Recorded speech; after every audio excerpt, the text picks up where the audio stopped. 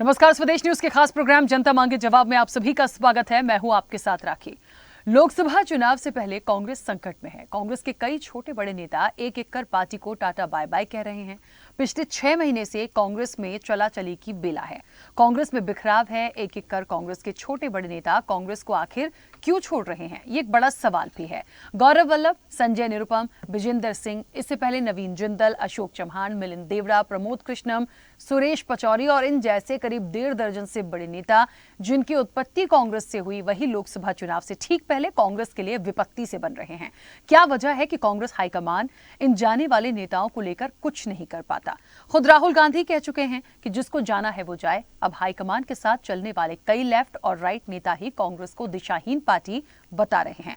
कोई सनातन विरोध कर रहा है तो कोई नेतृत्वहीन पार्टी होना बता रहा है। अब कांग्रेस में गमन की स्थिति लगातार बनी हुई है। ऐसे में सवाल यही है कि क्या जाने वाले नेताओं पर कोई दबाव है या उनकी उम्मीदों को पंख नहीं मिल पा रहे हैं? भाजपा में इन नेताओं का भविष्य क्या होगा? आखिर क्यों कट्टर कांग्रेसी नेताओं का पार्टी से मोह भंग हो रहा है और कांग्रेस को अपनों की अनदेखी और दुश्मनी कितनी भारी पड़ने वाली है? ये भविष्य के गर्त में है। जनता मांगे जवाब में इसी मुद्दे पर करें चर्चा। उससे पहले देखिए खास रिपोर्ट।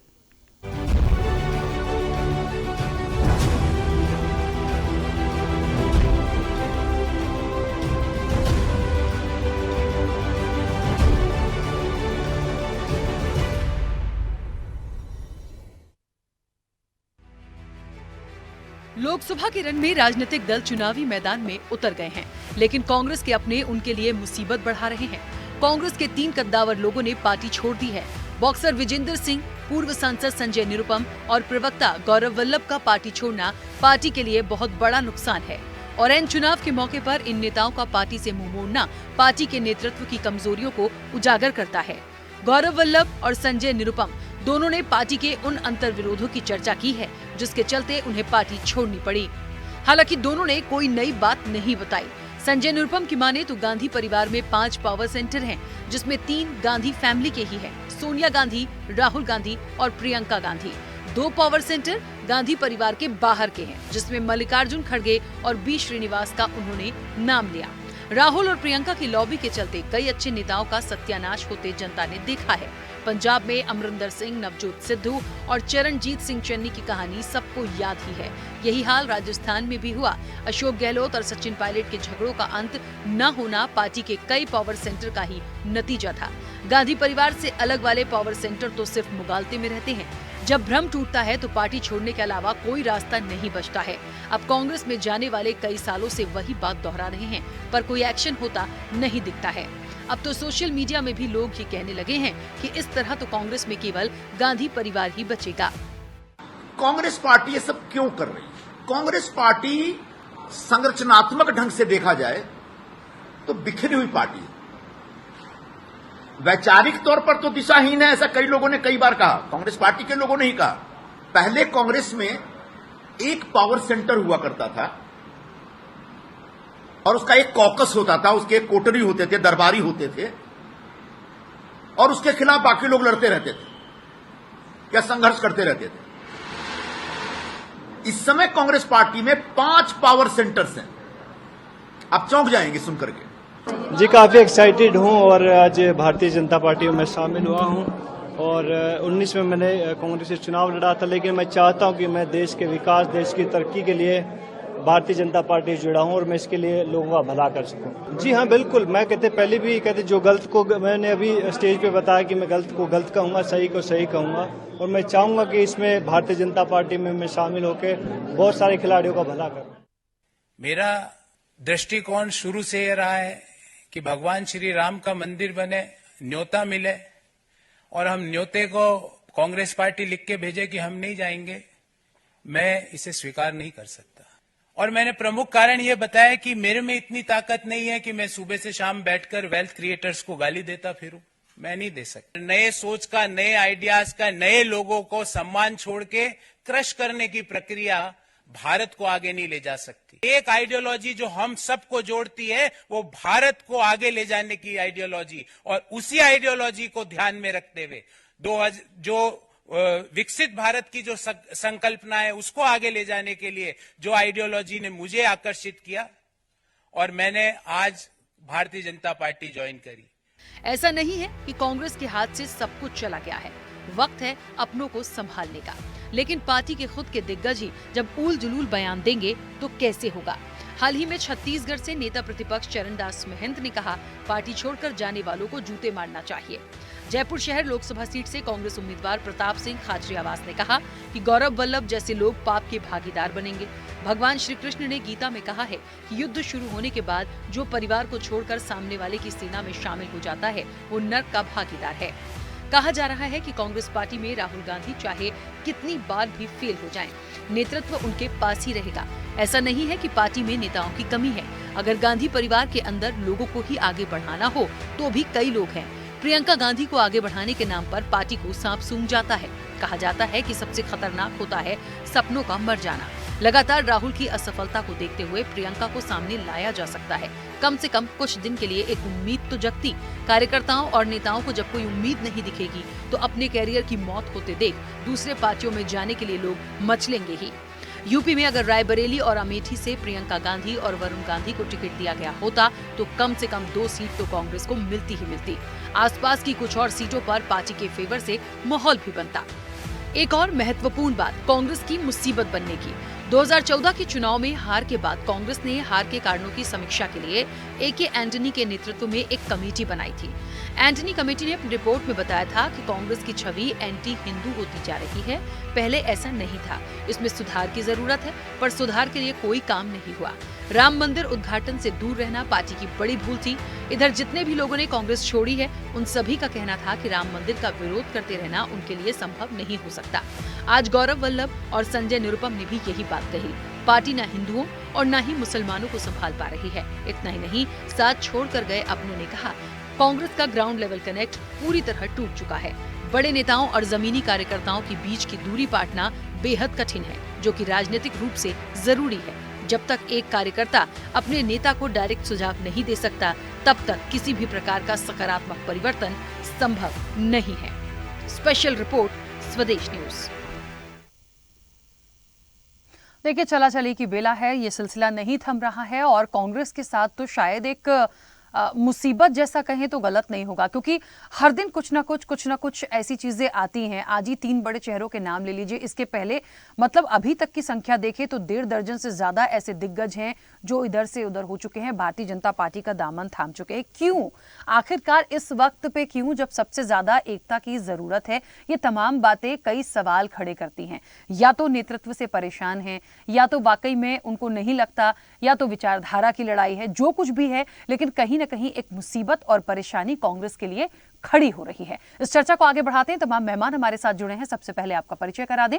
भारतीय जनता पार्टी का पक्ष रखने के लिए अनिल गोयल हमारे साथ जुड़े हैं। अनिल जी, बहुत स्वागत चर्चा में जुड़ने के लिए।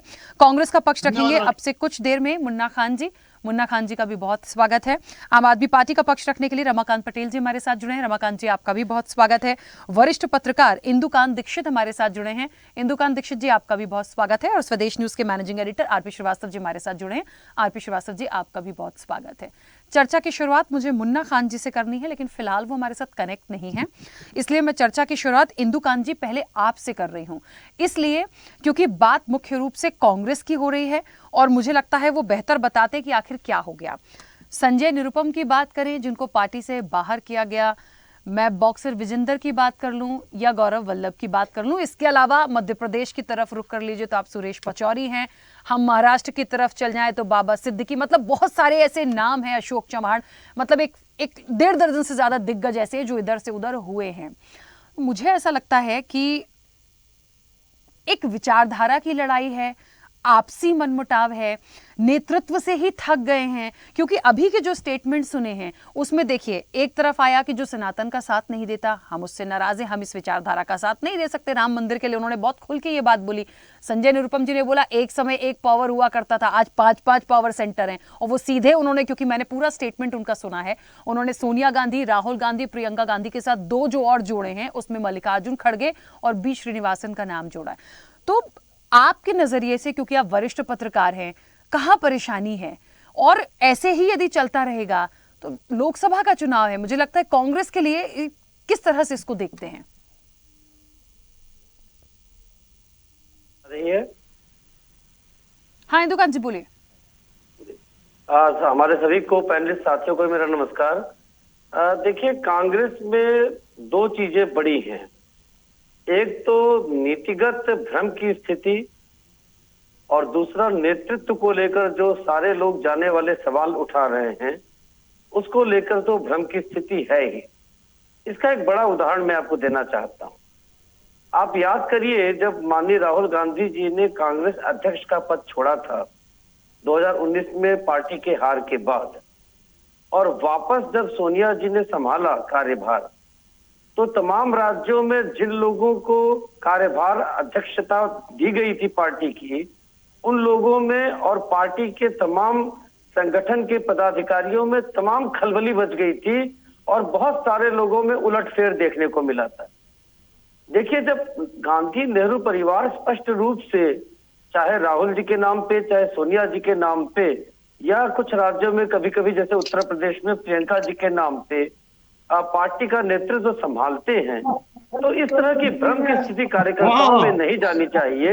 ये पार्टी के नेतृत्व के लिए बहुत दुखद है, और जो कार्यकर्ता तन मन धन से पार्टी के लिए समर्पित होकर काम करते हैं, उनके लिए तो बहुत ही दुखद है।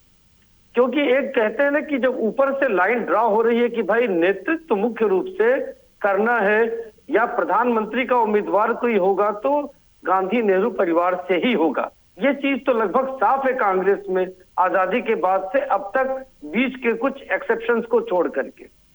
तो ऐसे में जब पदाधिकारियों को स्पष्ट निर्देश, दिशा निर्देश नहीं होंगे, तो इस ढंग की भ्रम की स्थिति कार्यकर्ताओं में ये सोचना, क्योंकि कोई कभी सोनिया के गुट के नजदीक का माना जाता है, कोई राहुल जी के निकट माना जाता है, कोई प्रियंका जी के निकट माना जाता है, तो ये स्थितियां किसी भी पार्टी के लिए सुखद नहीं है। दूसरा, जब सत्ता से कोई पार्टी दूर होती है, खासतौर से ऐसी पार्टी राखी जी जो लगातार सत्ता में रही है, सत्ता एक बड़ा एक मैग्नेट का काम करती है लोगों को जोड़ने का, क्योंकि आपके कार्यकर्ताओं का, आपके लोगों का, आपके समर्थकों का काम करने कराने का मौका मिलता है। लेकिन सत्ता से बाहर रहने पर वो मैग्नेट खत्म हो जाता है। तब आपको आती है सिद्धांत की बात।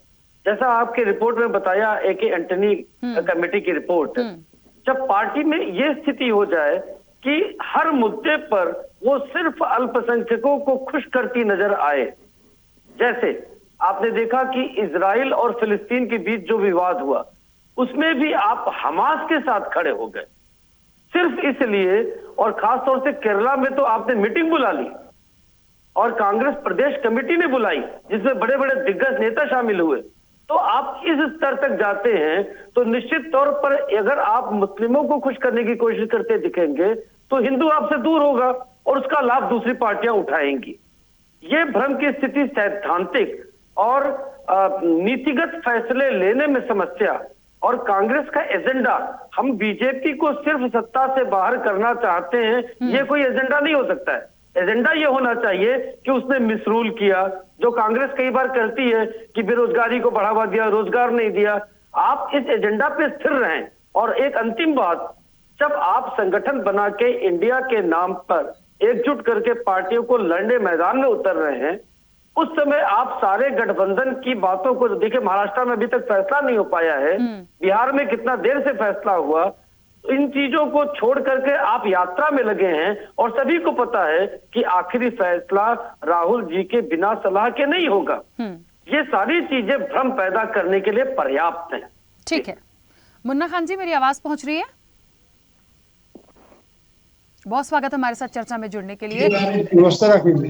बिल्कुल नमस्ते। और बड़ा महत्वपूर्ण सवाल, क्योंकि आप कनेक्ट नहीं थे, पहला सवाल आप ही से लेना था, लेकिन अब पूछ लेती हूँ। बहुत संक्षेप सा क्वेश्चन, क्या हो गया कांग्रेस पार्टी, मतलब क्या जो अपने हैं, मतलब आपके जो अपने हैं, जो शुरू से जुड़े रहे, वो आज इतने महत्वपूर्ण इलेक्शन में आपका साथ छोड़ रहे हैं और हर दिन अलग अलग स्टेटमेंट जब दे रहे हैं, तो सुन के वाकई लग रहा है कि इतनी ज्यादा परेशान हो चुके हैं या फिर कुछ और है। इससे इतर मैं ये भी कहना चाहती हूँ कि राहुल गांधी जी का ये कह देना इस समय पे जिसको जाना है वो चले जाएं। छत्तीसगढ़ से कल ही एक स्टेटमेंट हमने सुना कि कांग्रेस से जो जा रहे हैं उनको दोबारा कभी नहीं आने देंगे यदि हमारी सरकार बनती है, और ऐसे लोगों को जूते मारना चाहिए। तो क्या ये स्टेटमेंट्स बहुत अच्छे हैं? एक आदमी होता है जो अपने परिवार को संभालने की कोशिश करता है और आप लोगों ने फ्री हैंड दे रखा है, क्यों? देखिए, सवाल है किसी के जाने की, तो मैं ये समझता हूँ कि साइंस ने इतनी तरक्की की, आने वाले को रोका है, जाने वाले को नहीं रोका। अगर आज कांग्रेस पार्टी के दो नेताओं के जाने की सुर्खियां चर्चा पूरे डिबेट के अंदर है, तो 13 ऐसे नाम है जो नेता भारतीय जनता पार्टी को छोड़ करके इन चुनाव के मौके पे, अभी इस चुनाव की बात कर रहा हूँ, पीछे चुनाव की नहीं, तो फिर तादाद ज्यादा हो जाएगी। ऐसे नेता हैं जो भारतीय जनता पार्टी छोड़ करके कांग्रेस में शामिल हुए। ऐसे कई उदाहरण हैं, जदयू से आए, आरजेडी में आए, कांग्रेस में आए। तो सवाल ये आने जाने का नहीं है। अगर जो एक विचारधारा को जेब में रख करके कोई किसी भी दल में जा सकता है। सवाल यह है कि लड़ाई यहाँ सिर्फ और सिर्फ विचारधारा की है। विचारधारा क्या है कि हमारी विचारधारा है कि युवा को न्याय मिले, किसान की आय बढ़े, व्यापारियों का व्यापार चले, महिलाओं की सुरक्षा हो, देश प्रगति करे, देश का उन्नति हो, देश का उद्धार हो, देश के युवाओं के, मजदूर के, किसान के, सभी के उद्धार हो। कभी लक्ष्यदार भाषणों में देश को गुमराह न करे, कभी लक्ष्यदार भाषणों में मजदूर को गुमराह न करे। ये है विचारधारा। इसी लगातार 137 साल से लगातार कांग्रेस पार्टी चल रही है। आजादी से पहले और आजादी के बाद विचारधाराएं कभी बदली नहीं है और इसी विचारधारा से लोग जुड़ते गए, जिन्होंने लगभग 70 साल कांग्रेस पार्टी ने राज किया और कांग्रेस पार्टी ने राज करते हुए युवाओं का भला किया, किसान का किया, जवान का किया। आजादी के बाद आप समझिए हमारे देश में क्या था, कुछ नहीं था। एक नींबू की तरह निचोड़ा देश हमारे नेहरू जी के हाथ में आया और उसको संवारने का काम पंडित जवाहरलाल नेहरू जी ने किया, बखूबी बहुत बेहतर किया। IIT हो, स्कूल हो, एम्स हो, लेकिन आज धारणाएं बन चुकी है कि लोग कांग्रेस के बनाए हॉस्पिटल में पैदा होते हैं, गाली कांग्रेस को ही देते हैं। कांग्रेस के बनाए स्कूल में पढ़ाई करते हैं, गाली कांग्रेस को देते हैं। तो ये बातें अब छोड़ देनी चाहिए। अब भारतीय जनता पार्टी को एक नई रणनीति अपनानी चाहिए, क्योंकि कांग्रेस गाली देते, उनकी दुकान बहुत चल गई, अब इनकी दुकान नहीं चलने वाली।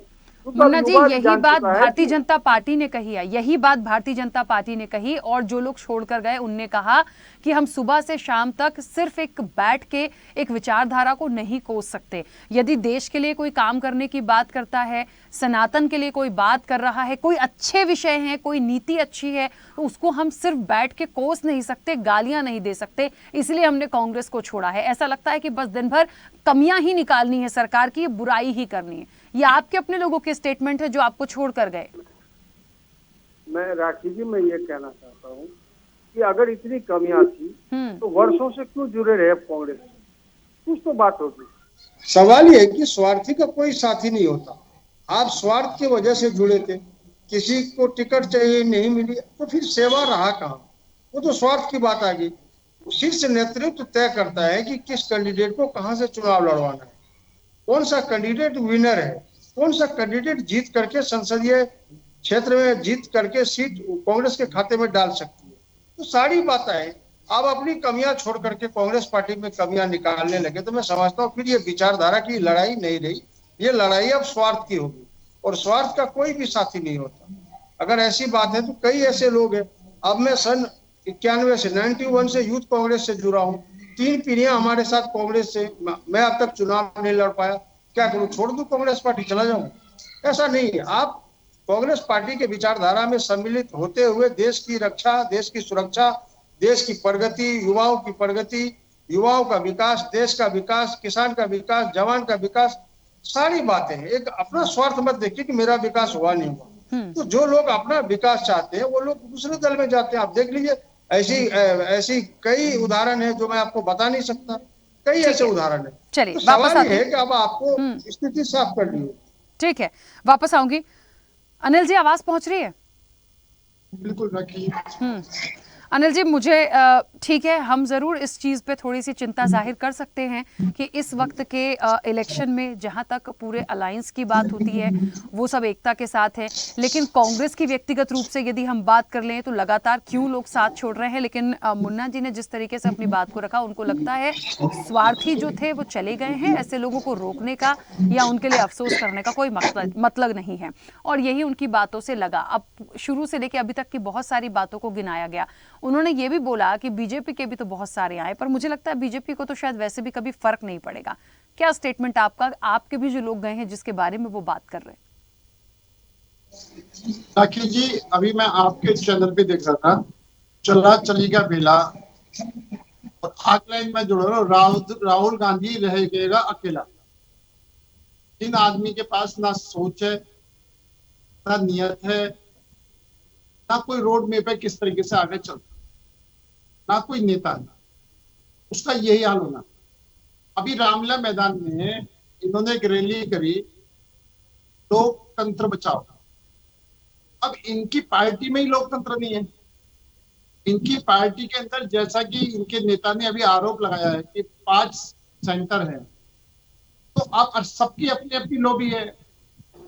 लोकतंत्र नाम, जब जिस पार्टी में ही लोकतंत्र नहीं है, वो लोकतंत्र बचाने की कैसी बात करेंगे?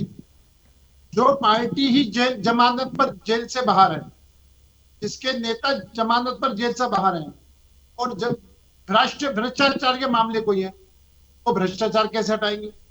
यानी रैली थी भ्रष्टाचारियों को बचाओ और लोकतंत्र की हत्या करो।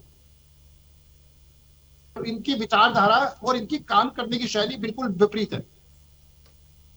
अच्छा, मुझे एक बात बताइए देश अनिल जी, एक छोटा सा सवाल है। मुझे ऐसा लगता है कि यदि किसी की विचारधारा खराब है या कोई स्वार्थी है, वो चला गया है, बहुत अच्छी बात है, लेकिन हमें ये भी देखना होगा कि भारतीय जनता पार्टी भी ऐसे लोगों को एक्सेप्ट क्यों कर रही है। आपका तो कुनबा, आपकी पार्टी, सब कुछ ऑलरेडी इतना है आपके पास। आप तो कहते हैं आप बहुत मजबूत भी हैं, सबसे बड़ी पार्टी हैं। मुझे लगता है इनकी जरूरत ही नहीं होनी चाहिए। वो आ रहे हैं और आप उनको रख भी रहे हैं, वेलकम भी कर रहे हैं, तो कहीं ना कहीं आपको भी उससे फायदा होगा। आखिर जी, हम भगवान राम को अपना आदर्श मानते हैं, और विभीषण भी अगर थे तो भगवान राम ने उसको स्वीकार करा, यह जानते हुए कि वो रावण का भाई है। मेरा बड़ा स्पष्ट कहना है कि जो हमारी नीति रीति के साथ हमारे साथ जुड़ना चाहता है, जो देश की तरक्की के बारे में बात करना चाहता है, जो देश के आम नागरिक के उत्थान की बात करना चाहता है, वो अगर हमें सहयोग देता है तो हम उसका स्वागत कर रहे हैं। मैं किसी की पार्टी के लोगों से, उसके विचारधारा हमारे अनुकूल है, विचारधारा सहयोगी है, तो उनका हम स्वागत करते हैं।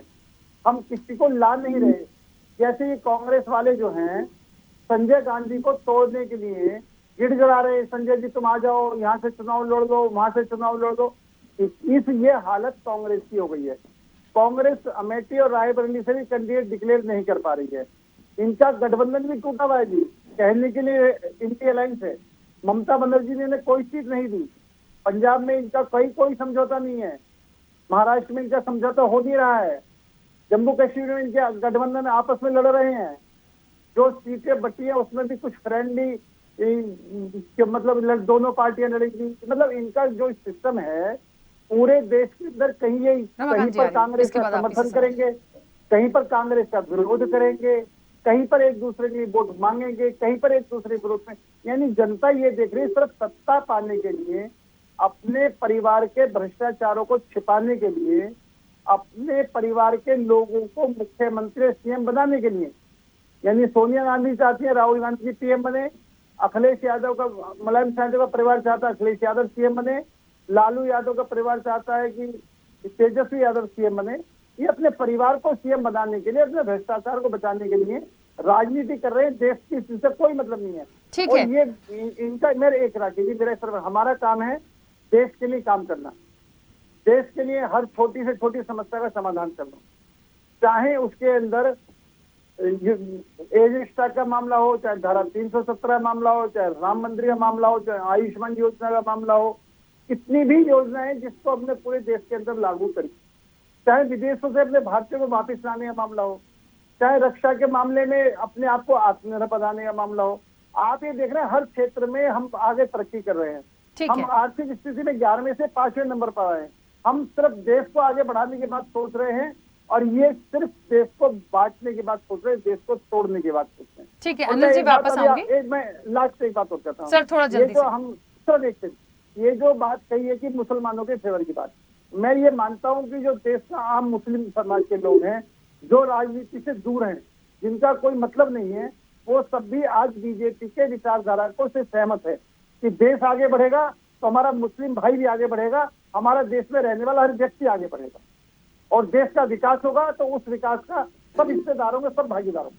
देखिए, मुझे तो ऐसा लगता है जो देश के विकास की बात कर रहा है तो उसको तो फिर जातिगत समीकरणों और उसकी बात ही नहीं करनी चाहिए। देश में तो सब लोग हैं, सबका विकास हो जाना चाहिए। दूसरी महत्वपूर्ण बात, लोकतंत्र की हत्या की जहां तक बात हो रही थी, आपने कहा कांग्रेस में लोकतंत्र ही नहीं है, तो पार्टी में लोकतंत्र नहीं तो बाकी का क्या होगा। तो हमें फिर ये भी देखना पड़ेगा कि जो इतने खराब लोग हैं, जो समझते नहीं है, ये जो दल बदल की चीज है, इस परिपाटी को ही खत्म कर देना चाहिए। तो वो तो होती नहीं है, सब अपने फायदे के लिए एक दूसरे के पास जा रहे हैं ना। आप बताइए, नीतीश जी भी तो कभी थे आपके, फिर चले गए, फिर आ गए, अब इस बार तो उन्होंने कह दिया अब कभी नहीं जाऊंगा। तो ये कोई अच्छा मैसेज थोड़ी है। वो किस लिए आए? अब आज भले ही कह दें, भले उनका एक सिनेरियो जैसा भी बना है, उनका नेतृत्व जैसा भी है, लेकिन गए तो आप अपनी अपनी चीजों को देख के ही ना। सबको सत्ता प्यारी है, सबको अपना राज प्यारा है, पर इसका पब्लिक डोमेन में जो मैसेज है वो अच्छा नहीं है।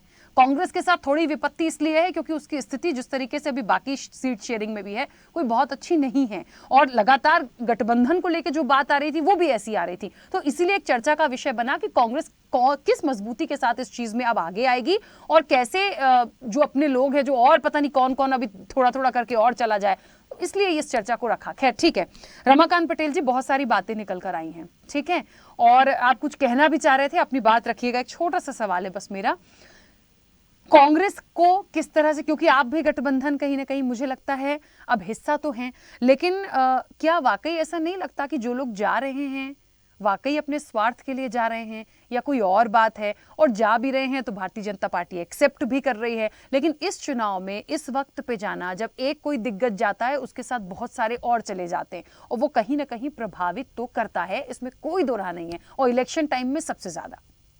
देखिए राखी जी, आपका सवाल बिल्कुल वाजिब है, और मेरे को लगता है कि कांग्रेस के प्रवक्ता ने इसका जवाब भी दे दिया है कि लोग अपने स्वार्थ के कारण दल बदल कर रहे हैं। भाजपा से भी कई लोग पलायन करके अन्य दलों में आए हैं, कांग्रेस में आए हैं। खैर, मैं तो भारतीय जनता पार्टी के प्रवक्ता की बात सुन रहा था और अंदर ही अंदर मेरे को इतनी हंसी आ रही थी जब भाजपा के प्रवक्ता राष्ट्रीय भ्रष्टाचार की बात कर रहे थे। अरे बंगारू लक्ष्मण की पार्टी के लोग राष्ट्रीय भ्रष्टाचार के मामले में दूसरे को दोषी ठहराएंगे?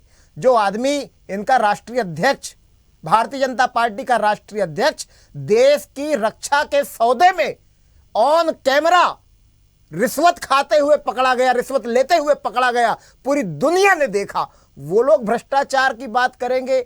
ऐसा लग रहा है जैसे ओसामा बिन लादेन अहिंसा पे उपदेश दे रहा है। एक बात इन्होंने। दूसरा कहा कि जिसको देश की तरक्की के बारे में जो लोग चाहते हैं उसका स्वागत है, तो इसका मतलब ये कि अजीत पवार जो 70,000 करोड़ का घोटालेबाज था, वो उस घोटाले के पैसे से देश की तरक्की करना चाहता था, इसलिए उसका भाजपा में स्वागत हुआ। अशोक चौहान ये अपने घोटाले से देश की तरक्की करना चाहते थे। हेमंता बिस्वा शर्मा ये वाटर स्कैम में जो माल छापा घोटाला किया, ये भाजपा के लोग ही बता रहे थे, हमको तो बाद में पता चला। तो ये देश की तरक्की करना चाह रहे थे। छगन भुजबल, प्रफुल्ल पटेल, मुकुल राय, हसन मुशरीफ, तमाम ऐसे लोग जो घोटाले के आरोप में थे और इन पे भारतीय जनता पार्टी ने आरोप लगाया था। ये सब जो माल कमाए, जो घोटाला किए, ये देश की तरक्की करने के लिए कर रहे थे। ये भाजपा प्रवक्ता का कहना है, ये मैं नहीं कह रहा हूं। सत्ता पाने के लिए, भ्रष्टाचार छिपाने के लिए इन्होंने कहा, तो सत्ता पाने के लिए और भ्रष्टाचार छिपाने के लिए कैसे इलेक्टोरल बॉन्ड के जो प्रकाशन को रोकने का काम भारतीय जनता पार्टी ने लगातार किया, ये सबने देखा है। इलेक्टोरल बॉन्ड जो सबके सामने आया, माननीय सर्वोच्च न्यायालय का दिल से पूरे देश की जनता आभार व्यक्त करती है कि उन्होंने इलेक्टोरल बॉन्ड को सामने लाया, और लाने के बाद पता चला कि भारतीय जनता पार्टी ने ईडी के दबाव में, सीबीआई के दबाव में, इनकम टैक्स के दबाव में अवैध वसूली करी। भारतीय जनता पार्टी ने चंदा लेकर के धंधा देने का काम किया, देशवासियों के पैसे को लूटने का काम किया। जिस कंपनी की सालाना इनकम 10 करोड़ है, उसने भाजपा को 100 करोड़ रुपए चंदा दिया। ये कैसे हो सकता है? इन्होंने और कहा कि देश के लिए काम करना इनका उद्देश्य है। इनका उद्देश्य देश के लिए काम करना नहीं, देश को लूटना है। अगर ये देश के लिए काम करना चाहते तो देश के अंदर क्या करते? अच्छे स्कूलों की व्यवस्था करते, इनसे पूछिए कि कौन सा अच्छा स्कूल बना दिए, अच्छे अस्पतालों की व्यवस्था करते, महंगाई कम करने का काम करते, माताओं बहनों की सुरक्षा का काम करते, शहीद जो हो रहे हैं उनको, जैसा हमारी दिल्ली और पंजाब की आम आदमी पार्टी की सरकार उनके परिवार को 1 करोड़ रुपए प्रोत्साहन राशि, सम्मान राशि देने का काम करती है, वैसा करते। अग्निवीर ला करके युवाओं का भविष्य चौपट करने का काम नहीं करते, किसानों को उनकी लागत दोगुनी करने का काम नहीं करते, किसानों को गोलियां मारने का काम नहीं करते, उनको उनकी बात रखने से रोकने का काम नहीं करते, बेरोजगारी बढ़ाने का काम नहीं करते। तो भारतीय जनता पार्टी के लोग कुछ भी बोले, साफ सुथरे शब्दों में झूठ बोलते हैं। अभी तो मैं टीवी चैनल में आपके आने से पहले बस 15 सेकेंड का एक वीडियो देखा। किसका? भारतीय जनता पार्टी के एक प्रत्याशी का, लोकसभा के प्रत्याशी का। उनका नैतिक ज्ञान इतना है कि वो कह रही हैं कि देश के आजाद भारत के पहले प्रधानमंत्री सुभाष चंद्र बोस थे, कंगना रनावत इनके उम्मीदवार हैं लोकसभा के। उनका नैतिक ज्ञान इतना है। तो भारतीय जनता पार्टी वाले क्या करते हैं? झूठे मामले में आम आदमी पार्टी के नेताओं को फंसाते हैं, झूठे मामले में, और गवाही दिलवाते हैं, और जो इनकी गवाही देता है उसको लोकसभा का टिकट दे देते हैं, और उसकी गवाही के आधार पे दिल्ली के लोकप्रिय मुख्यमंत्री को गिरफ्तार कर लेते हैं। जो इनके लिए गवाही देता है उसको लोकसभा का टिकट दे देते हैं, जो गवाही नहीं देता उसको जेल में सड़ाते हैं जबरन। हम पुरानी फिल्मों में देखते थे कि अदालत में गवाही दिलाने के लिए किसी के बच्चे को किडनैप कर लिया जाता था, किसी के बीवी को किडनैप कर लिया जाता था, किसी की मां को किडनैप कर लिया जाता था। आज ठीक उसी प्रकार से भारतीय जनता पार्टी कर रही है। आम आदमी पार्टी के जिन जिन नेताओं पे इन्होंने आरोप लगाया, सर्वोच्च न्यायालय ने साफ कर दिया कि 1 रुपए का कहीं कोई पैसे के लेन देन का कनेक्शन नहीं मिला है। एक बात, और आखिरी बात ये कि सर्वोच्च न्यायालय के आदेश के बाद यह भी साफ हुआ कि शराब घोटाला तो हुआ है, लेकिन वो शराब घोटाला बीजेपी ने किया है, भारतीय जनता पार्टी ने किया है। घोटाला करने वाली भारतीय जनता पार्टी है, रिश्वत लेने वाली भारतीय जनता पार्टी है। अरे जो भारतीय जनता पार्टी पहले शरद चंद्र रेड्डी को घोटालेबाज कहती थी, उसको जेल पहुंचाई, उसी से 60 करोड़ रुपए की रिश्वत लेने का काम किया है। तो घोटालेबाज भारतीय जनता पार्टी है, घोटालेबाज भारतीय जनता पार्टी है। ये मैं पूरे देश के सामने कहना चाहता हूं आपके चैनल के माध्यम से। और देश की जनता को ये कब तक मूर्ख बनाएंगे? कहेंगे कि अजीत पवार भ्रष्टाचारी है, चक्की पीसिंग, और फिर उसको भाजपा में मिला लेते हैं। देश की जनता नहीं देख रही है क्या? पहले ज्योतिरादित्य सिंधिया के लिए भारतीय जनता पार्टी के लोग कहते थे गद्दार है। ये जनता नहीं देख रही है क्या वो भाजपा में आ गया?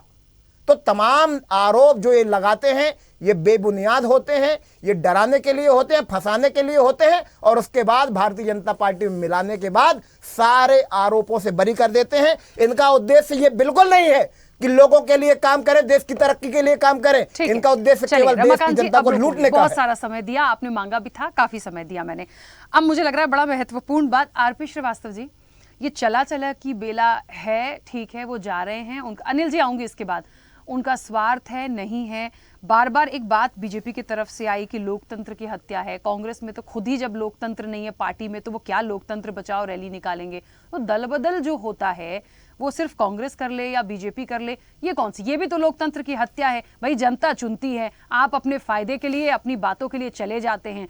बहुत ही कम कोई ऐसा होगा जो बहुत परेशान हो गया किसी विचारधारा से, या उसको भी कहीं लग रहा है कि हमको बहुत समय हो गया। जैसे कि मुन्ना जी अभी कुछ देर पहले कह रहे थे कि मुझे तो 1991 से मैं यही हूं, तो क्या मैं छोड़ दूं? अभी तक मैंने इलेक्शन नहीं लड़ा। मुझे लगता है सब एक जैसे नहीं होंगे, लेकिन यदि हम लोकतंत्र की बचाने की बात कर रहे हैं तो फिर तो दल बदल की परिपाटी को खत्म कर दीजिए। दूसरा महत्वपूर्ण सवाल कि कांग्रेस को कितना नुकसान इस इलेक्शन में इससे हो सकता है? क्या अभी वो स्थिति है जो इन सब चीजों को कंट्रोल कर सकती है कांग्रेस? देखिए राखी जी, सबसे पहली बात यह है कि आज़ादी के बाद से कांग्रेस पार्टी में कई टूट हो चुकी है, एक दो नहीं हुई है। हाँ, यहाँ पर स्प्रिट तो नहीं है, लोग नेता जो भी हैं हम उनको स्वार्थी बोलें या कुछ भी बोलें, हर दल अपने अपने तरफ से, एक तरफ से अगर स्वार्थी बोला जाता तो दूसरी तरफ से ये बोला जाता है कि उनकी विचारधारा से सहमत होकर ज्वाइन कर रहे हैं। मेरा सिर्फ ये कहना है कि चुनाव का ये मौसम है, बहुत सारे नेता अक्सर इधर उधर हुआ करते हैं, तो उसमें से यहाँ कांग्रेस से भी भाजपा में जा रहे हैं और भाजपा से कुछ लोग कांग्रेस में आए। हाँ, कांग्रेस में एक बात ज़रूर देखने को मिली है कि बहुत सारी संख्या में कार्यकर्ता भी कई जगहों पर गए हैं। अब सवाल ये उठता है कि क्या ये नेताओं के साथ ये कार्यकर्ता थे, क्या इन नेताओं की वजह से कांग्रेस के जो ग्रास रूट कार्यकर्ता थे वो कहीं घुटन महसूस नहीं करते थे। एक जो आरोप अभी मैं संजय निरुपम का देख रहा था, संजय निरुपम आज तक थे कांग्रेस में, अभी ये बोलते हैं कि वहाँ पर इनको जो है ऊपरी उसमें 5 पावर सेंटर है। हो सकता है कि इन नेताओं को लेकर के नीचे के लोग भी ये सोचते हों कि इन नेताओं की वजह से वहाँ पर उनको कोई स्थान नहीं मिल पा रहा हो। जहाँ तक पार्टी टूटने का सवाल है, पार्टी नित्य जो मध्य प्रदेश में आप देखते होंगे लगातार बहुत सारे नेता पार्टी छोड़ के जा रहे हैं, ज्वाइन कर रहे हैं, और उनको भारतीय जनता पार्टी एकदम पलक पावड़े बिछाई हुई है, स्वागत कर रही कि आओ, और भी कम पड़ते हैं तो और लाओ, क्योंकि विश्व की सबसे बड़ी पार्टी, उसको अभी अब विश्व में और भी कोई नया कीर्तिमान स्थापित करना होगा तो बाकी बचे दल के लोगों को भी ले लिया जाए। सवाल यह नहीं कि कौन किस मकसद से जाता है, लेकिन नेता अक्सर अपने मकसद से ही जाते हैं। मध्य प्रदेश में आप देखिएगा जब ज्योतिरादित्य सिंधिया गए तो अपने मकसद से ही गए। पहले उनको उसी पार्टी के लोग कितना जो है आरोप लगाते थे, उन पर इतने संगीन आरोप लगाते थे, और बाद में चल के मालूम ये पता चला कि ज्योतिरादित्य सिंधिया उन्हीं के हो गए और उन्होंने स्वीकार कर लिया, और फिर आज ज्योतिरादित्य सिंधिया अच्छे हो गए। तो ये पार्टी में देखिए, लोकतंत्र में जब भी कभी चुनाव आता है तो एक दल दूसरे के ऊपर आरोप प्रत्यारोप लगाते रहते हैं। अब आप पूछें कि इससे फ़ायदा कितना होगा, नुकसान कितना होगा। हमें लगता है कि कांग्रेस पार्टी को जितना नुकसान होना था वो तो हो ही चुका है। आज जो नेता आज जिनकी गिनती हम कर रहे हैं, इन्होंने अभी गौरव वल्लभ एक चुनाव भी लड़े थे विधानसभा, शायद हार गए थे वो, जहाँ तक मेरी जानकारी है। मेरा कहना है कि क्या वहाँ की जनता ने उनको सपोर्ट नहीं किया, क्या वहाँ के कार्यकर्ताओं ने सपोर्ट नहीं किया कि वो चुनाव हार गए। ये बातें जो होती है, अक्सर ये होता है कि हम अगर इस दल से उस दल में जाएंगे तो हो सकता है हम जीत करके लोकसभा में पहुँच जाए, संसद में पहुँच जाए, तमाम जगहों पहुँच जाए। अब यहाँ विचारधारा कहाँ आती है? हमको लगता है कि अभी तक जो भी अध्ययन किया है मैंने और जो देख रहा हूँ, कोई भी पार्टी कोई विचारधारा लेके तो चल नहीं रहे, किसी तरह से जोड़ तोड़ करके सत्ता पर काबिज रहना चाहती है। हम ये नहीं कहते कि विकास भारतीय जनता पार्टी और प्रधानमंत्री नरेंद्र मोदी जी के माध्यम से नहीं हुआ, बिल्कुल हुआ, देश में विकास हुआ। तो क्या इसके पूर्ववर्ती सरकारों ने विकास किया? हमें लगता है एक आरोप ये होता है भारतीय कांग्रेस के ऊपर कि ये भारत को तोड़ने की बात करती है। तो क्या 70 सालों में राज करने में भारत टूटा? तो एक सवाल खड़ा होता है। ये दूसरी बात यह है कि हम ये नहीं कहते कि जो भी देश में लोकप्रिय सरकार आती है निश्चित रूप से देश के लिए तमाम काम करती है, इंफ्रास्ट्रक्चर पर काम करती है, डेवलपमेंट पर काम करती है, उसका असर कितना पड़ता है। कभी कभी परिस्थितियाँ ऐसी नहीं रहती कि आर्थिक विकास उतना हो पाए, लेकिन इसका मतलब ये नहीं है कि आप ये कह दीजिए कि एक दल जो बुरी तरह से टूट गया। दल है, राष्ट्रीय दल है और अभी टूटा नहीं है। हाँ, लोग टूट के जा रहे हैं, ये हम मानते हैं, तो इस बात को भी समझना होगा। दूसरी सबसे बड़ी बात है कि कोई भी दल हो, इन जो नेता हैं उनमें कहीं न कहीं ये ललक तो रहती है कि जिस दल में रहें उनको प्रमुखता मिले, उनको टिकट मिले। जब भी आप देखिए कहीं पर टिकट लेने की दावेदारी होती है तो 20-20, 25-25 लोग आ जाते हैं। कुछ लोग नाराज़ हो जाते हैं, कुछ पार्टी छोड़ करके दूसरे पार्टी से चुनाव लड़ जाते हैं। उनका एक ही मकसद होता है किसी तरह सत्ता में काबिज बने रहना। अब सवाल है कि कांग्रेस के नेताओं को कितना स्थान मिलेगा। कुछ लोगों को तो मिल गया है, लेकिन बाकी इतने थोक में जा रहे हैं, इनको कितनी जगह मिलेगी भारतीय जनता पार्टी में, ये देखना होगा। दूसरी सबसे बड़ी बात है राखी जी कि क्या कार्यकर्ता भारतीय जनता पार्टी के जो निरंतर हमेशा जो है एक कर्मठ कार्यकर्ता काम करते हैं, उनके ऊपर कितना असर पड़ेगा, ये भी देखना होगा। तो इन सारी चीज़ों को देख करके कोई भी दल कहाँ कौन जा रहा है, किधर जा रहा है, ये सारी बातें हैं। असर का जहाँ तक सवाल है, निश्चित रूप से जब चुनाव के टाइम में अगर भारी संख्या में लोग इधर से जाते हैं किसी दल से, तो थोड़ा बहुत नुकसान तो होता ही है। ठीक है, चलिए, कुछ कह रहे थे अनिल जी, पहले अपनी बात रखिए, फिर मैं इंदुकांत जी से सवाल लूं। राखी जी, मैं सिर्फ एक बात कहना चाहता हूँ, महिलाओं का अपमान करना कांग्रेस का मेन मुद्दा रहा है। चाहे अभी हेमा मालिनी का मामला हो, चाहे कंगना रनौत का मामला हो, चाहे आपके टीएमसी के नेता ने वहां पर हमारे पश्चिम बंगाल के नेता के बारे में कहा हो, तो इनका महिलाओं को अपमान करना इनका मेन कारण है। दूसरा भी मेरे आम आदमी पार्टी के नेता बहुत कुछ कह रहे, कभी अपने गृहवान में नहीं झांकते कि हमारे यहाँ क्या क्या हुआ। और हमने कितना कितना दिल्ली की जनता को बेवकूफ बनाया, झूठ बोला है और देश की जनता के साथ धोखा करा।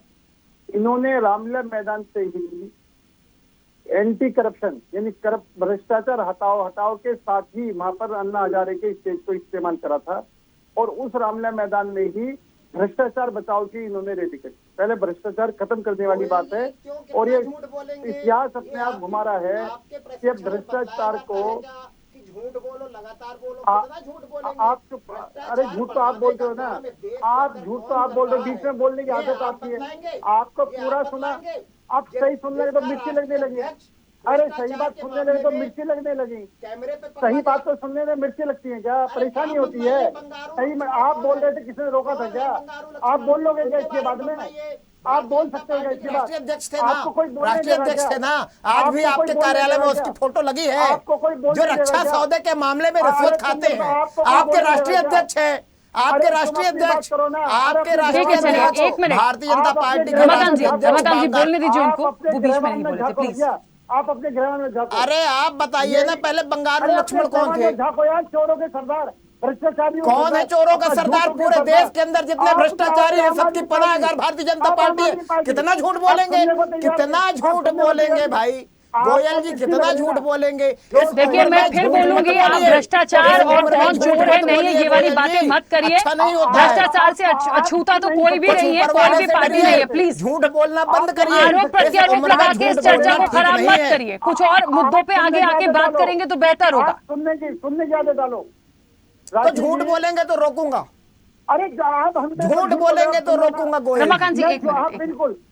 आप मुझे ये बताएं कि राहुल केजरीवाल ने पूरी कांग्रेस को भ्रष्टाचारी बताया या नहीं बताया?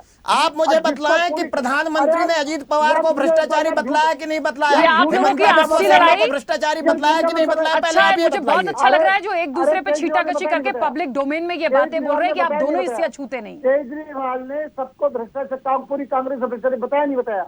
उसके बाद उनका समर्थन तुमने लिया नहीं लिया? उनके समर्थन सरकार बनाई नहीं बनाई? आज उनके गठबंधन में शामिल हो या नहीं हो?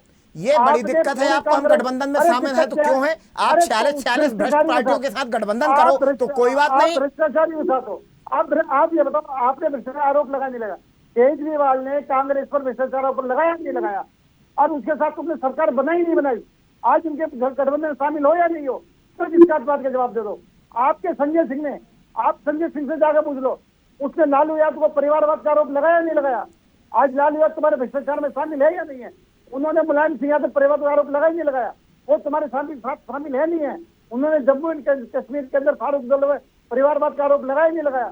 वो आपके शामिल है या नहीं है? अनिल जी वही बात तो उन्होंने अभी शुरुआत में बोली है कि इतने सारे लोगों ने बड़े बड़े घोटाले किए, वो भी तो आप ही के साथ हैं। मैंने कहा ना कोई अछूता नहीं है इससे। राशि जी मैं ये कह रहा हूँ, आप अपने गृहवान में झाँको। आप किसी पर आरोप लगाने से पहले अपने गृहवान में झाँको। आप भ्रष्टाचार के साथ मिलकर के अब आज कांग्रेस से भाई मेरे बैठे हैं, इन्होंने लालू भाई यादव को भ्रष्टाचार के आरोप, भ्रष्टाचार के मुद्दे पे मुझे तो कोई ये कह दे कि नहीं राखी जी हमारी पार्टी ने भ्रष्टाचार नहीं किया, हमारा कोई लीडर ऐसा था, मैं मानूंगी नहीं सर। क्योंकि पूरा पूरा पूरा मुझे तो बोलना ही नहीं, पूरा उदाहरण आप लोग खुद ही पेश कर रहे हैं यहाँ पे एक दूसरे का नाम ले लेके, और वो सबको पता है। राखी जी अब सही बात ये है कि सच सुनने की हिम्मत किसी में। इन्होंने कांग्रेस सरकार ने लालू यादव को चारा घोटाले में जेल में भेजा या नहीं भेजा? उसके बाद में वो इनके गठबंधन में शामिल है या नहीं है? कोर्ट ने उन्हें सजा दी या नहीं दी? अच्छा वो गठबंधन में शामिल है, उनको कमजोरी महसूस हो रही होगी, उनको लड़ना एक होके, और आपके साथ जो है जो ये कहते हैं जो आपके पास आके पास साफ हो गए, फिर सर उस पर मत लड़िए क्योंकि उस पर बोलेंगे तो मैं दोनों को ही बहुत अच्छे से सुन चुकी हूं। 10 सेकेंड का सवाल है, मुझे आप इन नेताओं के बारे में बोल दीजिए कि इन पे हमने भ्रष्टाचार का आरोप नहीं लगाया और ये पूरे के पूरे पाक साफ हैं और इसलिए हमने इनको भाजपा में मिलाया है। बोल दीजिए आप। भ्रष्टाचारी से बात क्यों करूं? मैं जो भ्रष्टाचारी उनसे कौन है भ्रष्टाचारी जिसके लिए आप लोग कुर्सी लगाते हो, गरीबी चाहते हो? चर्चा में आप लोग भ्रष्टाचार से अलग से चर्चा रखोगे, उस पर अलग से कीजिएगा। ये भ्रष्टाचारी नहीं है, पे अलग से चर्चा रखेंगे सर, उस पर बात कीजिएगा प्लीज। मैं अब ऑडियो बंद करा दूंगी, शांत हो जाइए। शब्दों की कोई वैल्यू नहीं रहेगी आपकी नजर में। अनिल गोयल जी आपकी नजर में भारतीय जनता पार्टी के प्रधानमंत्री के शब्दों की कोई अहमियत नहीं रहेगी क्या? प्रधानमंत्री आरोप लगाते हैं कि हिमंता विश्व शर्मा भ्रष्टाचारी है, वाटर डॉलर घोटाला किया है, अजीत पवार भ्रष्टाचारी है। अरे भाई प्रधानमंत्री की बात तो मान लेते। रमाकांत जी और अनिल जी प्लीज देखिए, मैं ऑडियो बंद करा दूंगी, थोड़ा सा समय है ताकि मेहमानों की प्रतिक्रिया। कौन सी गोली खा के आते हैं कि रात दिन झूठ बोलते हैं? रमाकांत जी को रोको। कौन सी गोली खा के आते हैं रात दिन झूठ बोलते हैं आप? अरे आप झूठ समझा रहे हो। कौन सी गोली खाते हैं बताओ ना। बोलो अजीत पवार ईमानदार है, शांत नहीं हो बोलो रही है, आप अजीत मुझे आप पवार एडवाइस ईमानदार दे रहे है। हैं कि मैं इसे रोकूं, मैं तो उसे बड़ा रोकूं। लिहाज मैं कर रहा तुरंत ऑडियो बंद करा देती हूँ सर। अनिल गोयल बहुत जी रिक्वेस्टफुली सच निवेदन बोलेंगे कर रही हूँ। रमाकांत जी लेकिन प्लीज, लगातार झूठ बोल रहे रमाकांत जी हैं। प्लीज आप चुप हो जाइए, कम से कम थोड़ा सा लिहाज करिए प्लीज। अब भ्रष्टाचार पे बात मत करिएगा, है ना प्लीज। आज का मुद्दा भी नहीं है, हम किसी और विषय पे थे और अब मुझे नहीं सुनना। कौन कितना साफ सुथरा है हमें बहुत अच्छे से पता है, अब मत बात करिए उस पर। इंदुकांत जी ठीक है, इंदुकांत जी मुझे बताइए, जिस टॉपिक पे हम बात करने निकले हैं, ये कांग्रेस को मजबूती देगा नहीं देगा, ये स्वार्थ के लिए चले गए हैं, किसी के लिए भी चले गए हैं, लेकिन बात ये हो रही है कि इस वक्त पे क्या हो सकता है। एक जो नेतृत्व की बात शुरू से उठाई गई थी, जो संजय निरुपम ने भी बोला कि 5 पावर सेंटर हो गए, जिनका मैंने नाम भी लिया था। एक बात ये भी चली थी कि प्रियंका गांधी को सामने क्यों नहीं लाते हैं। चलिए, हमने यूपी के जब इलेक्शन हुए थे हमने तब भी उनको देखा, बहुत असर हमको देखने को नहीं मिला, लेकिन शायद एक बदलाव के लिए क्या ये इसको अपनाया नहीं जा सकता है कि राहुल को आप साइड करके आप प्रियंका पर दाव लगा के देखिए। अब आपको गांधी परिवार में ही खेलना है तो आप खेलते रहिए, लेकिन करिए तो बदलाव। अब जब फिक्स ही हो गया है कि जो होना है वो राहुल गांधी के हैंड से ही होना है, सोनिया जी के हैंड से ही होना है, कुछ होना ही नहीं। हम देखिए नेतृत्व में बदलाव की बात सुनते सुनते मल्लिकार्जुन खड़गे आ गए। सोचा था कि हाँ चलिए कोई आया कोई देखेगा, पर क्या कोई कुछ देख रहा है? चीजें वैसी की वैसी ही हैं और ऊपर से बिगड़ती जा रही हैं। और मैं मुन्ना खान जी की इस बात से बिल्कुल सहमत हूं कि जो अभी आपके मैनेजिंग एडिटर श्रीवास्तव साहब ने भी कहा कि देखिए सभी पार्टियों में जो बड़ी पार्टियां हैं उनके नेताओं का आना जाना हो रहा है। और एक छोटा सा सुझाव देके मैं अपनी बात आगे रखना चाहूंगा। देखिए, पार्टियों से जो नेताओं का आना जाना होता है उसमें एंटी डिफेक्शन लॉ के बजाय अगर एक कानून ये ला दिया जाए सिंपल कि जो इलेक्टेड नेता है, चाहे विधानसभा, विधान परिषद, लोकसभा, राज्यसभा, वो अगर छोड़ करके अपनी पार्टी दूसरी पार्टी में जाता है तो उस पार्टी में जाने के बाद उसके किसी भी चुनाव लड़ने पर 6 साल का प्रतिबंध लगा दिया जाए तो किसी भी और एंटी डिफेक्शन कानून की जरूरत नहीं पड़ेगी। ये आया राम गया राम बंद हो जाएगा। इस पे विचार करना चाहिए लोगों को। मैं ये कहना चाहता हूं, देखिए मैं बड़ा भ्रष्ट कि तू बड़ा भ्रष्ट, ये बहस तो आपने बिल्कुल ठीक कहा, बड़ी बेमानी सी हो गई है। लेकिन जो कांग्रेस के बड़े बड़े नेता, खासतौर से संजय निरुपम जैसे नेता, देखिए गौरव वल्लभ जी को तो मैं मानता हूं कि उनके स्वर कैसे 24 घंटे में बदल गए सिर्फ भाजपा का रुख करने के लिए, तो ऐसे लोगों की तो गिनती करने को मतलब नहीं, जमीन से जुड़े नेता नहीं है, प्रवक्ता से बने नेता है। लेकिन संजय निरुपम जैसे नेता अगर अपनी सीट के लिए संघर्ष करते हुए पार्टी छोड़ना पड़े, पार्टी से निकाल दिया जाए, अच्छे सुझाव देने पर निकाल दिया जाए। आप देखिए पार्टी में चुनाव की ईद पे पप्पू यादव आए, उन बेचारे की सीट तो कांग्रेस बचा नहीं पाई। ऐसे में आप राष्ट्रीय स्तर पर क्या संदेश देना चाहते हैं? इसमें मूल कारण सिर्फ और सिर्फ राखी जी मैं ये देखता हूं कि नेतृत्व का जो एक होता है क्षमता, नेतृत्व का कितना ग्रेविटी है जिसकी बातें लोग सुने और बहुत कम संख्या में लोग उन बातों को छोड़ें, उन बातों से हटने की हिम्मत ना हो। नेतृत्व की सक्षमता बहुत महत्वपूर्ण है और उसी से जूझ रही है कांग्रेस। और आपने बहुत अच्छा सुझाव दिया कि एक प्रयोग के तौर पे अगर राहुल जी के नेतृत्व में इतनी असफलताओं के बाद कांग्रेस गांधी नेहरू परिवार में ही प्रियंका जी के नेतृत्व में चुनाव लड़े तो कुछ तो बदलाव बड़ा देखने को मिलेगा। इस पर सीरियस विचार करने की मांग बहुत दिनों से कांग्रेस में हो रही है। इस पे कांग्रेस में अंतर्मन में जरूर विचार करना चाहिए। ठीक है मुन्ना जी, इसी चीज को आगे बढ़ाऊंगी और इसीलिए क्योंकि बात देखिए कौन कमजोर है नहीं है, क्या इस इलेक्शन में होगा, वो तो पब्लिक अपना कहते हैं ना कि अपना जब वोट देगी तो हमें 4 जून को पता चलेगा। लेकिन फिलहाल जो पूरी चीजें दिख रही हैं, जो मुद्दे हैं, जिस बात की लड़ाई है, जिसको लेकर पब्लिक डोमेन में आप सभी लोग राजनीतिक दल हैं, वहां पर कांग्रेस के नेतृत्व पे सवाल आते हैं। अब जो चला गया उसको छोड़ देंगे, लेकिन अभी भी मैं कहती हूं बहुत कुछ नहीं बिगड़ा, करेंगे, चीजें सुधर जाएंगी। लेकिन क्यों नहीं? क्यों सिर्फ एक ही नेतृत्व में? सोनिया गांधी के बाद राहुल गांधी ही सिर्फ क्यों?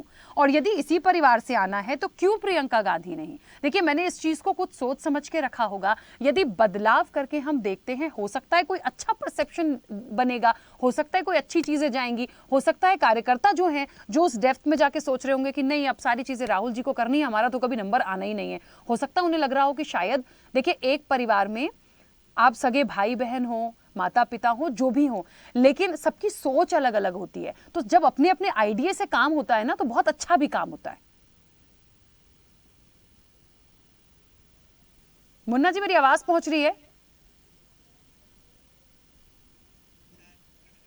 मुन्ना जी शायद डिस्कनेक्ट है, बड़ा महत्वपूर्ण सवाल था। खैर, मुझे लग रहा है आरपी श्रीवास्तव जी आप ही की प्रतिक्रिया अब इसके बाद, क्योंकि वो कनेक्ट नहीं है। एक बार इनको फिर से कनेक्ट करने की हम कोशिश करेंगे ताकि महत्वपूर्ण जवाब उनका आ सकता। आरपी श्रीवास्तव जी, ओवरऑल अभी क्या देख पा रहे हैं? बहुत सारी बातें यहाँ से निकल कर आ गई हैं, लेकिन फिलहाल क्योंकि इलेक्शन है, सबकी नजरें उस पर हैं, पूरा फोकस्ड उस पर है, किसको क्या नेतृत्व मिलेगा कुछ नहीं देख सकते। लेकिन यहाँ तो नहीं लग रहा कि अब इस मूवमेंट पे आके कोई नेतृत्व में बदलाव होगा। अभी तो अब जो मैदान है, जंग है, उसमें चले जाना है। तो क्या हो सकता है उचित और कैसे निकल सकते हैं? कैसे ये नैया पार इनकी लगेगी?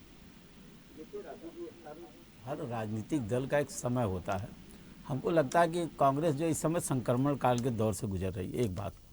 दूसरी बात है कि जिस तरह से सोनिया गांधी की उन्होंने 5 पावर सेंटर बताया, उसी पावर सेंटर में सोनिया गांधी लीड कर रही थी और 10 साल शासन करी। आप ये समझिए, उस समय भी शाइनिंग इंडिया था जिसको उन्होंने सामना किया।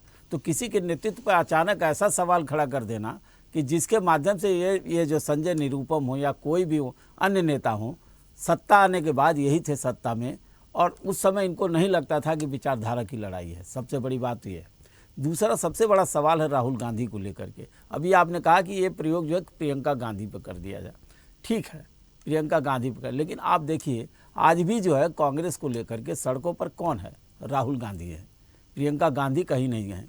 दूसरी सबसे बड़ी बात है कि आपने अभी देखा होगा कि अभी उन पर भी ईडी का एक जो शिकायत होगा, जिस दिन प्रियंका गांधी आएंगी उनको भी एक नोटिस जाएगी और हो सकता है कि आगे की कार्रवाई भी हो जाए। तो कोई इससे अछूता नहीं है।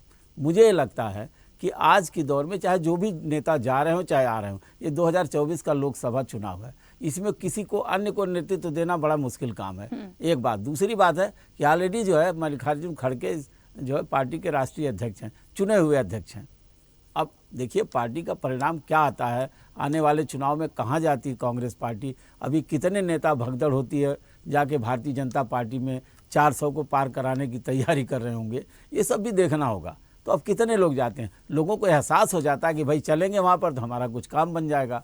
और वैसे भी भारतीय जनता पार्टी का जो एजेंडा है, जो उन्होंने टारगेट रखा 400 पार का, तो हो सकता है घबरा के भी पार्टी में जा रहे हों। तो हमें आज की डेट में जहाँ तक विचारधारा का सवाल है, हमें नहीं लगता कि जो शीर्ष पर जो नेता हैं इधर उधर होते हैं उनकी कोई अपनी निजी विचारधारा। पार्टियों की तो है विचारधारा, चाहे भारतीय जनता पार्टी के तो एक विचारधारा है, कांग्रेस की भी एक विचारधारा है, लेकिन ये विचारधारा का पर तोहमत मार के और दूसरी जगह चले जाना एक अपनी अलग बात है। मुन्ना जी ने बहुत अच्छी बात कहा कि हम इतनी पीढ़ियों से हम कांग्रेस में हैं, तो पड़े रहिए। कहाँ जो है भारतीय जनता पार्टी का जो है कार्यकर्ता लेवल का आदमी या संगठन का आदमी कहाँ छोड़ करके कांग्रेस में जा रहा है? नहीं जा रहा है, केवल नेताओं का इधर उधर आना जाना हो रहा। तो आज जो भी परिस्थितियां बन रही हैं 2024 के चुनाव में, ये निश्चित रूप से कहा जा सकता कि नेता अपने अपने अस्तित्व को बचाने के लिए इधर से उधर हो रहे हैं। कहीं किसी को टिकट नहीं मिल रहा तो दूसरी पार्टी से लड़ रहे हैं, कोई ये संभावनाएं तलाश करें कि हमको भी कुछ मौका मिल जाएगा। आप देखिए हेमंत बिस्वा शर्मा को मौका मिला, ज्योतिरादित्य सिंधिया जी को मौका मिला, अन्य भी कई, चौहान जी को राज्यसभा टिकट मिली, ऐसे तमाम लोग हैं। तो और बहुत सारे लोगों को टिकट भी मिल रहा है। तो इन सारी चीज़ों को अगर देखा जाए, हालांकि भारतीय जनता पार्टी में न संगठन में कोई कमी है, न उनके पास नेताओं का कोई टोटा है, लेकिन फिर भी अगर ऐसे नेता जाकर के वहाँ पर किसी चीज़ को पाने में सफल होते हैं तो एक सवाल भारतीय जनता पार्टी पर भी खड़ा होता है। दूसरी सबसे बड़ी बात है कि कांग्रेस को तो अपने अस्तित्व के लिए जूझना पड़ रहा है और निश्चित रूप से आज के टाइम में संक्रमण काल से गुजर रही है। और अगर यहाँ नेता छोड़ के जा रहे हैं तो तो कहीं न कहीं हम स्वार्थी तो नहीं कहेंगे, लेकिन स्वार्थ तो हर नेता का होता है कि अपने आप को स्थापित करने के लिए किसी पार्टी को छोड़ के कहीं भी जाता है। ठीक है, तो मुझे तो लगता है बात मुद्दों की हो जाए, अब जिसे जाना है वो जा ही रहे हैं, उनका कुछ नहीं कर सकते, हम और आप तो बिल्कुल नहीं कर सकते। लेकिन मुझे लगता है कि जितनी बातें अभी तक निकल कर आई हैं, मुझे लगता है कांग्रेस को बहुत ज़्यादा सोचने समझने की ज़रूरत है। उनको कैसे करना है, क्या करना है, वो भी समझदार है, किसी के सुझाव से नहीं होता। इंदु कांजी ने जो एक सुझाव यहाँ पे रखा था कि कोई एक ऐसा एक प्रोसेस ऐसी हो सकती है कि यदि हम उसे एक टाइम के लिए बैन कर दें या प्रतिबंधित कर दें, तो ये मुझे लगता है बहुत अच्छा सुझाव था। और इसीलिए मैंने बीच में एक बात इस चर्चा में रखी थी कि ये दल बदल की जो परिपाटी है, इसको खत्म करने के लिए क्या करें, कुछ ऐसा कर दीजिए कि ये खत्म ही हो जाए। तो खत्म तो नहीं, लेकिन रोक इससे बहुत अच्छी लगेगी। शायद इस दिशा में ये सुझाव मुझे भी बहुत अच्छा लगा। तो आने वाले समय में देखते हैं क्या इस पे भी कोई इंप्लीमेंट होता है, ये देखने वाली बात होगी। आप सभी का बहुत शुक्रिया इस चर्चा में जुड़ने के लिए। तो निश्चित तौर पर चला चले की बेला है, नहीं थम रहा सिलसिला। आने वाले समय में और ज्यादा कितना ये सिलसिला बढ़ेगा, इसे अब छोड़ देते हैं, क्योंकि इलेक्शन है, सब अपनी जगह पे तैयार हैं, जुटे हुए हैं, और अब जनता को निर्णय देना है कि आखिर उन्होंने क्या सोच रखा है। और ये सारी की सारी बात जो है वो पूरी साफ हो जाएगी 4 जून को। चर्चा में इतना ही। बने रहिए स्वदेश न्यूज के साथ। सबसे पहले देश।